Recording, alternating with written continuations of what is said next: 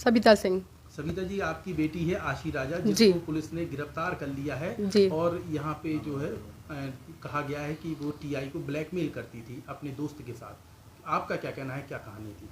सबसे पहले तो हम मीडिया से, प्रशासन से ही सवाल करना चाहेंगे कि एक पढ़ा लिखा टीआई के पद पे जो पदस्थ है अधिकारी, जो दूसरों को न्याय दिलवाता है, क्या उसको 20 साल की एक लड़की ब्लैकमेल कर सकती है?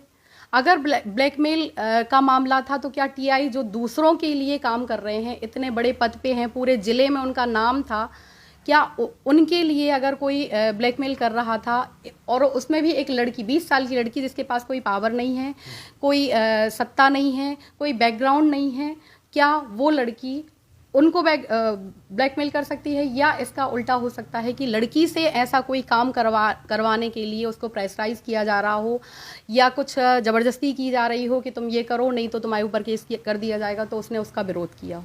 क्या करती थी बेटी आपकी टीआई के साथ? बेटी टीआई के साथ में टीआई ने हमें ये बताया था कि बेटी उसको कुछ अंडर क्रॉप या कुछ पुलिस के वर्क होते हैं जिनके लिए उनको बिना वर्दी वाले लोगों की आवश्यकता होती है जो शार्प माइंडेड हों, और इस चीज़ के लिए हमारी कई बार बहस हुई है। बेटी हमारी बात नहीं मान रही थी पिछले 6-8 महीने से, और बार बार हम मना करते थे, उस पर हमारा झगड़ा भी हुआ कई बार, और टीआई ने खुद आके हमें बताया, समझाया कि हमारे साथ में काम करती है तो आपको कितना पैसा मिलता था बेटी को?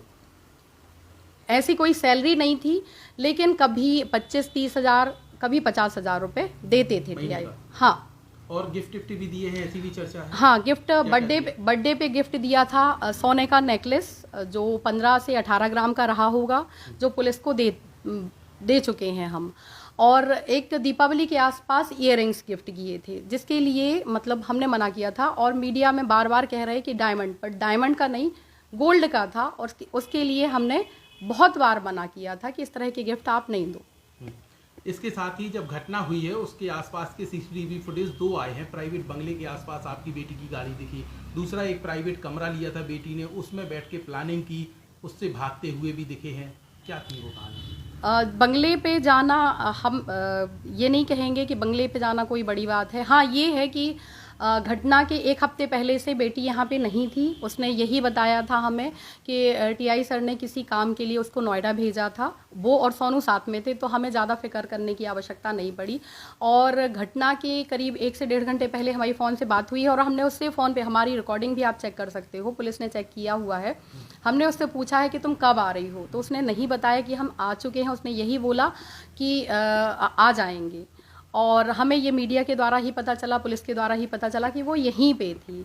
तो टीआई के घर में जब उनको, अभी जो ये मुस्लिम्स वाला हुआ था, जब टीआई को हाथ में लगा था, तो हम खुद उनके बंगले पे उनको देखने के लिए गए थे।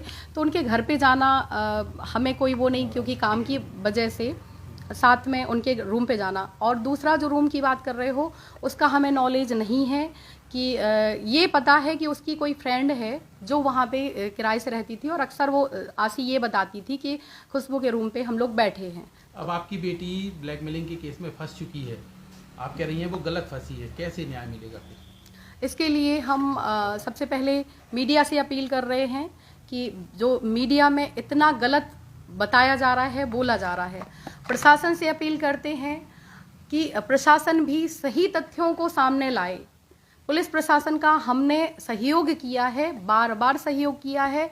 निवेदन कर रहे हैं हम प्रधानमंत्री जी से, मुख्यमंत्री जी से, कि अभी हाल ही में 8 मार्च महिला दिवस मनाया गया, बट हमने और हमारी बेटी ने महिला दिवस भी नहीं मनाया है।